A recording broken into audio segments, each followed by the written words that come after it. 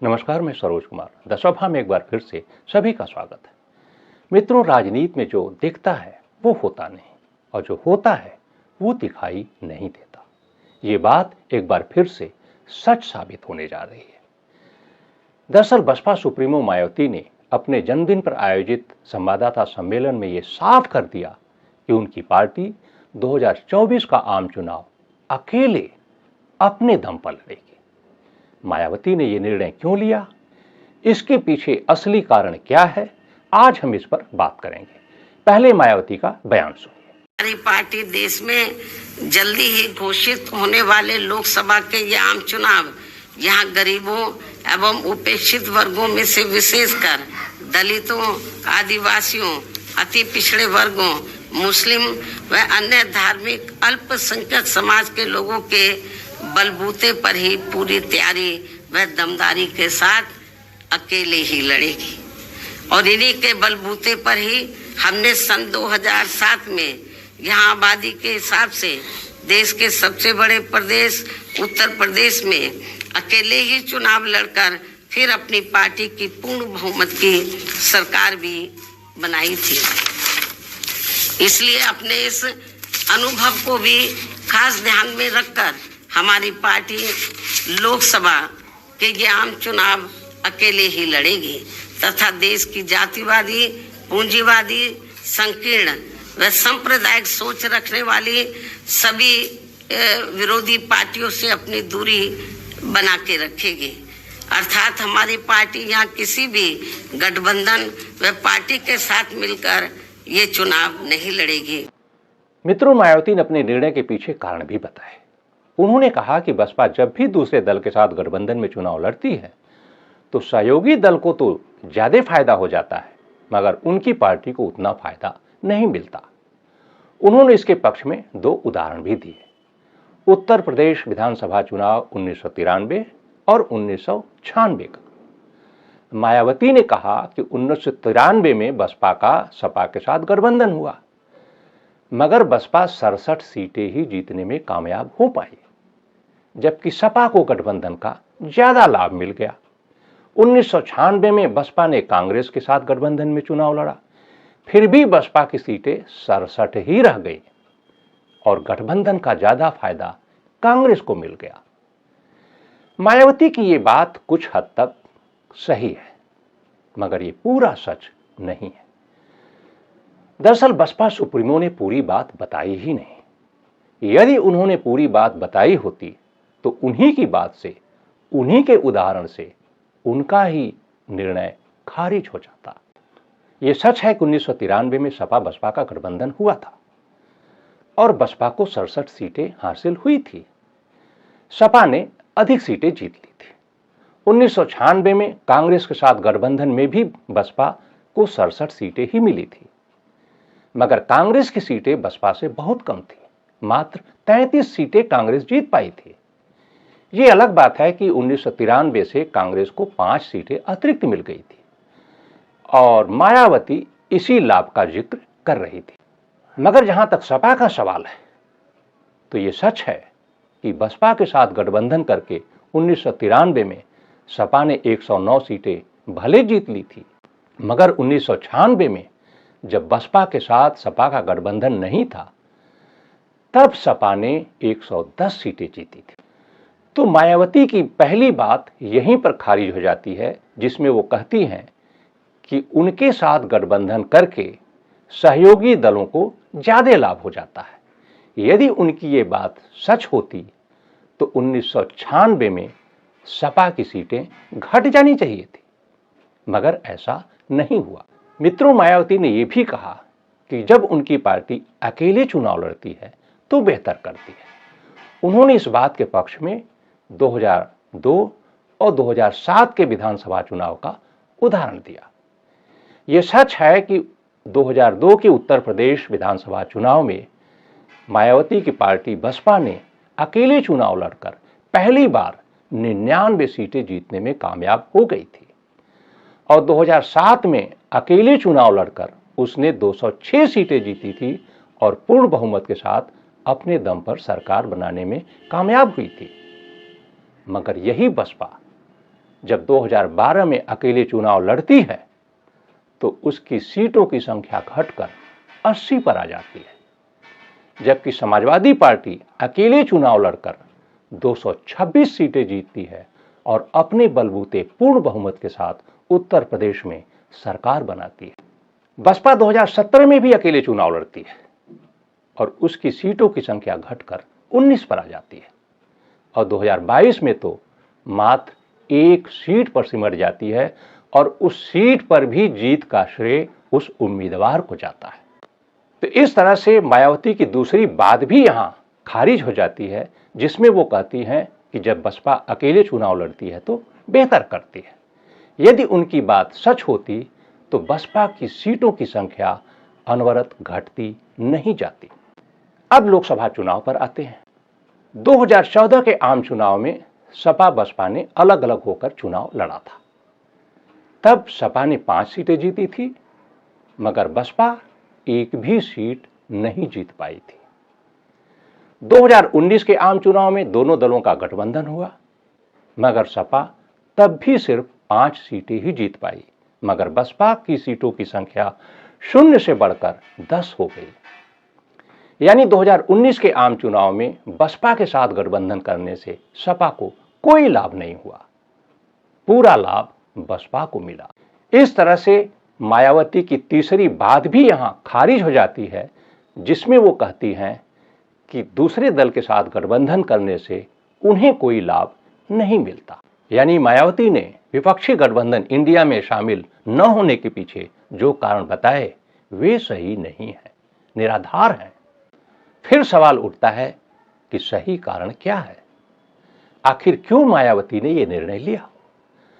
मित्रों, जाहिर है यदि बताए गए कारण सही नहीं है तो जो सही कारण है वो बताने योग्य नहीं होगा। फिर सवाल उठता है कि इस निर्णय के पीछे वो सही कारण क्या है? तो दरअसल मायावती के इस निर्णय के पीछे 2 प्रमुख कारण हैं। एक तो वे फाइलें हैं जो उनकी आय से अधिक संपत्ति से जुड़ी हुई। दूसरा कारण बसपा राज में हुआ 1400 करोड़ का स्मारक घोटाला है, जिसमें मायावती की मुश्किलें बढ़ सकती हैं। अभी कुछ ही दिन पहले निर्माण निगम के तत्कालीन एमडी सीपी सिंह और उनके संबंधियों के ठिकानों पर विजिलेंस विभाग ने छापे मारे और आय से अधिक संपत्ति के तमाम सबूत जब्त किए। सीपी सिंह पर जिस तरह से शिकंजा कस रहा है उसकी आंच मायावती तक पहुंच सकती है और मायावती इन तमाम मुश्किलों का सामना करने के लिए तैयार नहीं है।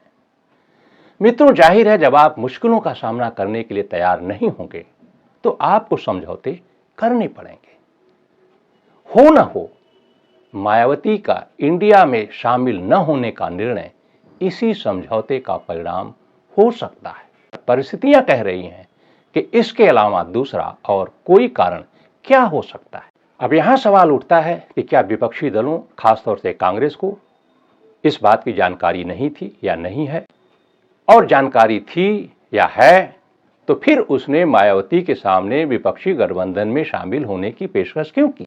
तो जैसा कि मैंने पहले ही कहा, राजनीति में जो दिखता है वो होता नहीं और जो होता है वो दिखाई नहीं देता। विपक्षी दलों को, खासतौर से कांग्रेस को, ये अच्छी तरह पता है कि मायावती विपक्षी गठबंधन में शामिल नहीं होगी।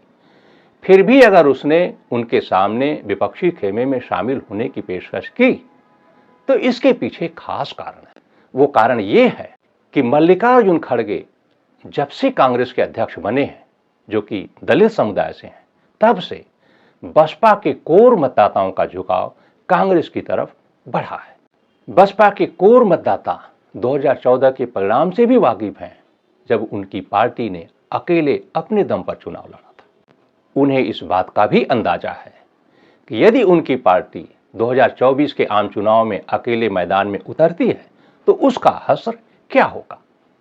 इसीलिए बसपा के कोर मतदाता चाहते हैं कि उनकी पार्टी इंडिया के साथ मिलकर के चुनाव लड़े। कांग्रेस को लगता है कि यदि मायावती विपक्षी गठबंधन में शामिल नहीं होती हैं और 2024 के आम चुनाव में अकेले मैदान में उतरती हैं तो खास तौर से बसपा का वो कोर वोटर जो बीजेपी को पसंद नहीं करता, वो अपनी पार्टी के बदले इंडिया का साथ देगा। कांग्रेस ने इसीलिए बसपा सुप्रीमो को विपक्षी गठबंधन में शामिल होने की पेशकश की है। यही नहीं, मायावती के इनकार करने के बाद भी कांग्रेस का रुख मायावती के प्रति नरम बना हुआ है।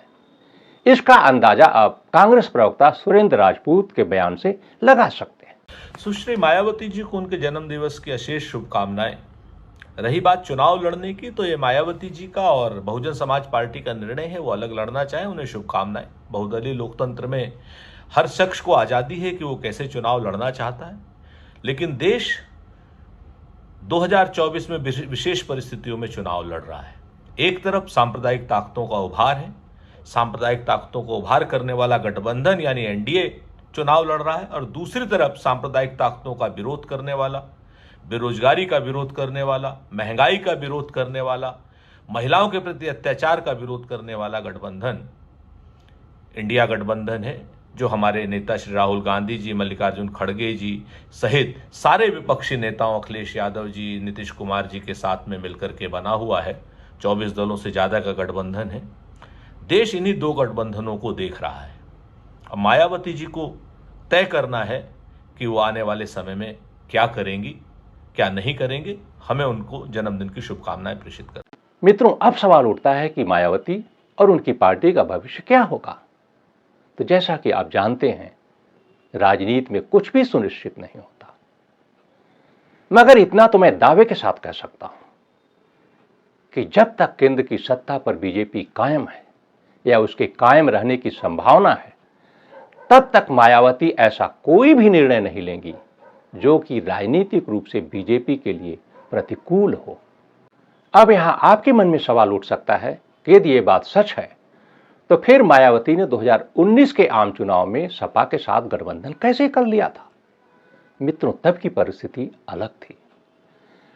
दरअसल तब बीजेपी सरकार विपक्षी नेताओं के प्रति इतनी आक्रामक नहीं हुई थी।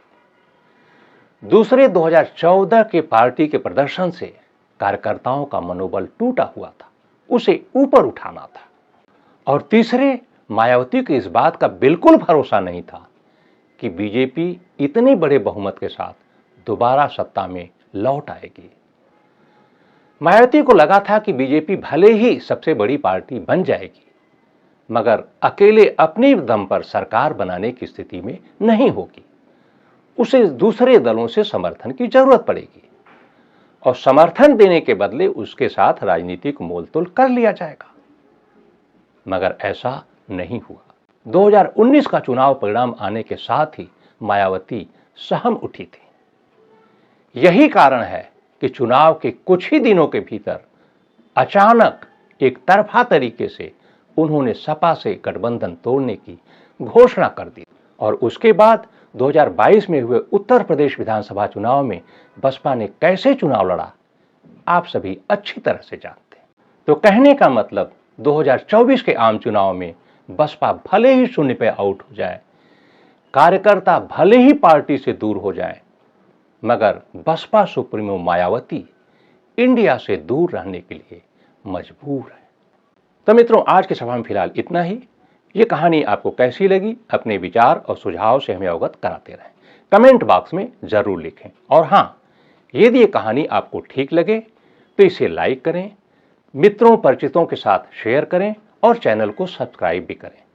चैनल को सब्सक्राइब करते समय घंटी वाला बटन जरूर दबाएं, क्योंकि उसके बगैर सब्सक्रिप्शन पूरा नहीं होता।